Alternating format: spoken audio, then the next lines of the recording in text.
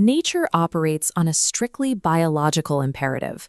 When a predator takes down its prey, it doesn't ask for moral permission, and it certainly doesn't feel guilt.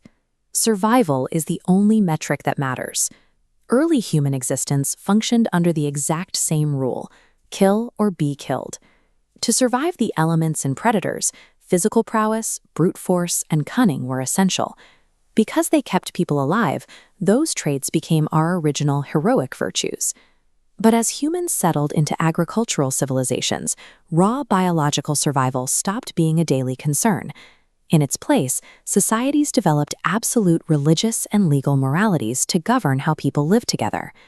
Soon, powerful institutions realized they could weaponize the weight of those codes. By dictating absolute definitions of good and evil, they created tyrannies that demanded total obedience and punished anyone stepping out of line. The result is a strange paradox. As brute force becomes outdated, our relationship with nature and each other has begun to shift.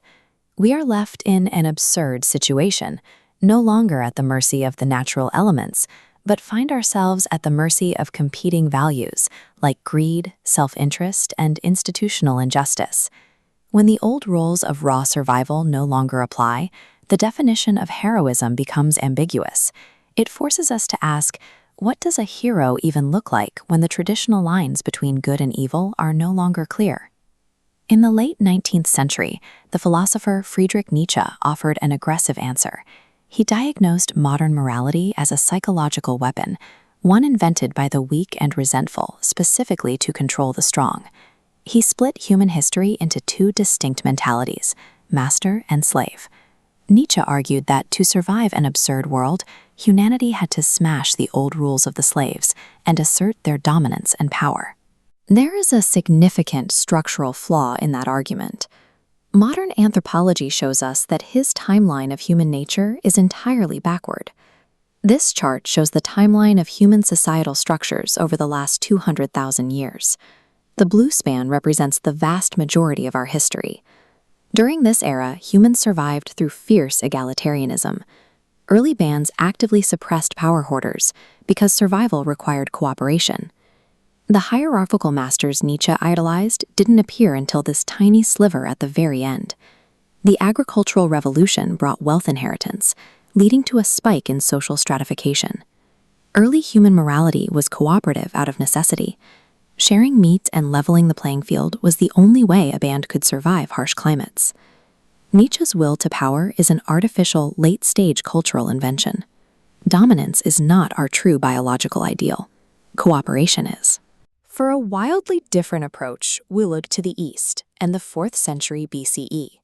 The philosopher Lao Tzu provides an exact counterargument to Nietzsche's reliance on force.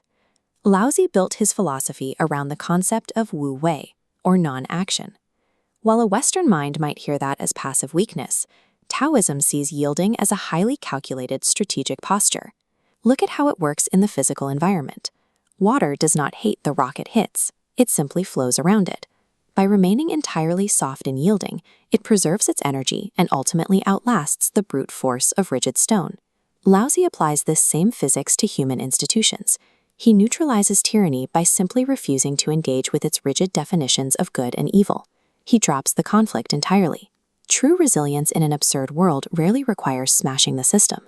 Often it requires intelligently yielding and flowing around obstacles so you can survive intact. But you have to ask, what do you do when the threat isn't an institution you can fight, or a rock you can flow around? What happens when you face a senseless tragedy that is completely out of your control? The mid-20th century author Albert Camus explored this exact scenario. In his novel The Plague, an entire city is trapped by a deadly, unpredictable epidemic, creating the ultimate, inescapable test of the human spirit. The story centers on Dr. Ryu. He lacks everything we normally associate with a savior. He has no divine faith, zero desire for power, and no grand heroic delusions. His method of survival is painfully grounded.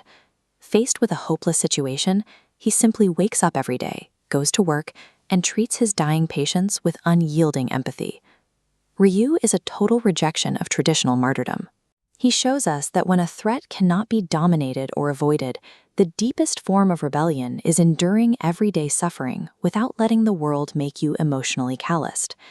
Historically, institutions have often hijacked the word hero to demand sacrifice for their own self-interest, whether to justify slavery as the law of the land or to send people to die for national gain. When used this way, heroism becomes the last refuge for those who prioritize institutional justice over common humanity. If those grand definitions feel hollow, we are left with a much quieter alternative. It is called common decency. Common decency is a synthesis of everything we've looked at. It blends Lao Tzu's willingness to avoid unnecessary destruction with Dr. Ryu's relentless practical empathy. We live in a world where nature can be indifferent and human systems can be oppressive.